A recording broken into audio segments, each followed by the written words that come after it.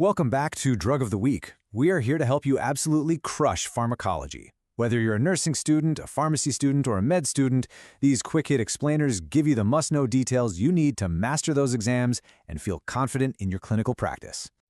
And this week, we are spotlighting Fluconazole, a true antifungal powerhouse that I guarantee, gonna see. So stick around, let's dive in and get you all the key facts you need to know. All right, here's our game plan for today. We're going to start with the basics, then get into how it works, what it's used for, the really important warnings, and we'll wrap up with some key clinical pearls to tie it all together. First things first, let's cover the fundamentals. What exactly is this drug, and how does it move and act inside the body? This is the foundation for everything else we're going to talk about. So, Fluconazole, which you might know by its brand name Diflucan, is what we call a systemic antifungal. And that word systemic is key. It means it works throughout the entire body, not just on the skin or in one spot. It's part of that big azole antifungal family. Now, when you look at how this drug behaves over time, one number should just jump right off the screen at you. That half-life. 30 hours in an adult. That is a long time. And that's a huge clinical advantage, because it means the drug sticks around, allowing for simple, once-a-day dosing. That makes it so much easier for patients to take it correctly. Okay, so we know what it is and that it hangs around for a while, but how does it actually work? What's its secret weapon against fungal cells? Understanding the mechanism is everything. You know, the mechanism is actually pretty brilliant in its simplicity. Fluconazole works by stopping the fungus from building a key component of its cell membrane, something called sterols. Think of sterols as the essential bricks in the wall of a house. If you can't make the bricks, you can't build the wall. The membrane becomes weak, leaky, and the whole fungal cell just falls apart.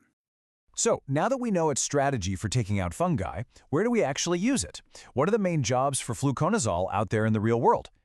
And the answer is a whole lot of places. You'll see it used for a huge range of infections. Everything from common stuff like oral thrush or vaginal yeast infections, all the way up to really serious, life-threatening conditions like systemic infections and even cryptococcal meningitis. We also use it to prevent infections in vulnerable patients, like those getting a bone marrow transplant. Okay, everybody, lean in for this one. If there is one number you memorize today, make it this one, 150 milligrams. This is that classic, single-dose, magic bullet for a simple vaginal yeast infection. It's a super common, very high-yield fact that you are almost guaranteed to see on an exam. Don't forget it. All right, let's shift gears because this next part is absolutely crucial for patient safety. As great as this drug is, it doesn't come without risks. And there are some really serious potential side effects that we have to be on the lookout for. And when I say serious, I really mean it. For the most part, fluconazole is tolerated well, but it has a few rare but severe, potentially life-threatening side effects that you absolutely must have on your radar. Please pay close attention here. From a heart perspective, it can prolong the QT interval, which puts a patient at risk for a really dangerous arrhythmia called torsades de pointes. Then you have the skin reactions, Stevens-Johnson syndrome, and toxic epidermal necrolysis. These are devastating. It can also cause major liver damage. Every single one of these is a medical emergency. The danger doesn't just stop with its own side effects either. Fluconazole can seriously mess with other medications by increasing their levels in the body. For example, it can make warfarin levels shoot up, which dramatically increases the risk of bleeding. And if you combine it with another drug that also prolongs the QT interval, that risk of torsades de pointes goes way up. You have to check for drug interactions. Okay, let's wrap this all up and bring it back to the bedside. What do you actually need to do? What do you need to teach your patient to make sure they're using this drug safely and getting the best possible effect? It really boils down to two key areas: what you're assessing and what you're teaching. On the assessment side, you have got to be monitoring their kidney and liver function labs and always assess their skin for any new rash.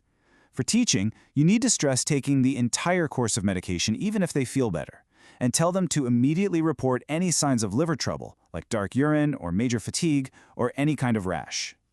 And here it is, another massive, high-yield topic for your exams. Because fluconazole is cleared out by the kidneys, you absolutely must adjust the dose if your patient has kidney problems.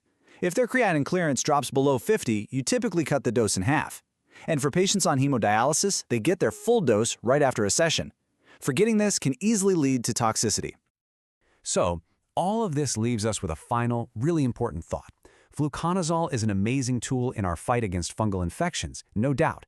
But just like any antibiotic or antifungal, its power is not infinite.